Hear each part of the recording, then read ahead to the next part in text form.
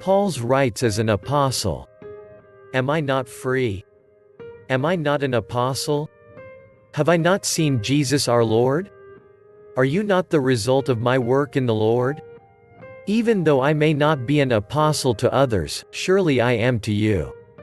For you are the seal of my apostleship in the Lord. This is my defense to those who sit in judgment on me. Don't we have the right to food and drink?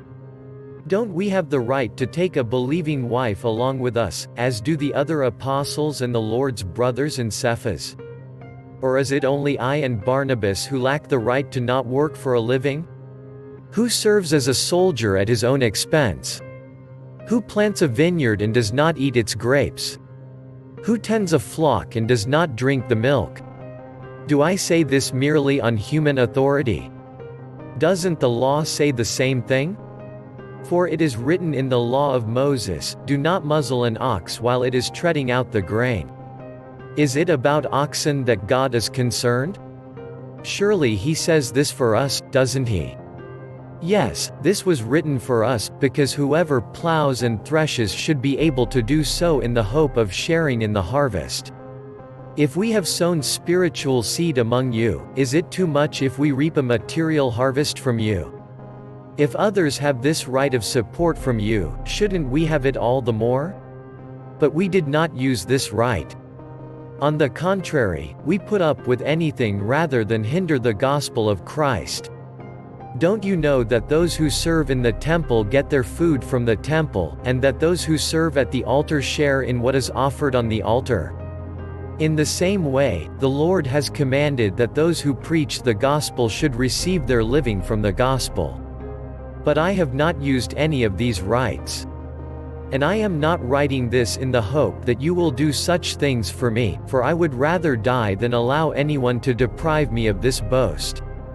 For when I preach the gospel, I cannot boast, since I am compelled to preach. Woe to me if I do not preach the gospel.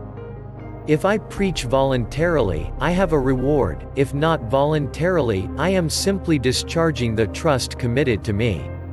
What then is my reward?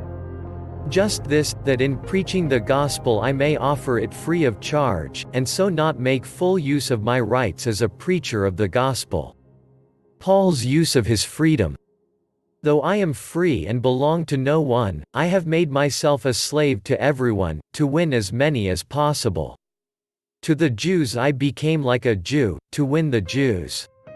To those under the law I became like one under the law, though I myself am not under the law, so as to win those under the law. To those not having the law I became like one not having the law, though I am not free from God's law but am under Christ's law, so as to win those not having the law. To the weak I became weak, to win the weak. I have become all things to all people so that by all possible means I might save some. I do all this for the sake of the gospel, that I may share in its blessings. The need for self-discipline. Do you not know that in a race all the runners run, but only one gets the prize? Run in such a way as to get the prize. Everyone who competes in the games goes into strict training. They do it to get a crown that will not last, but we do it to get a crown that will last forever. Therefore I do not run like someone running aimlessly, I do not fight like a boxer beating the air.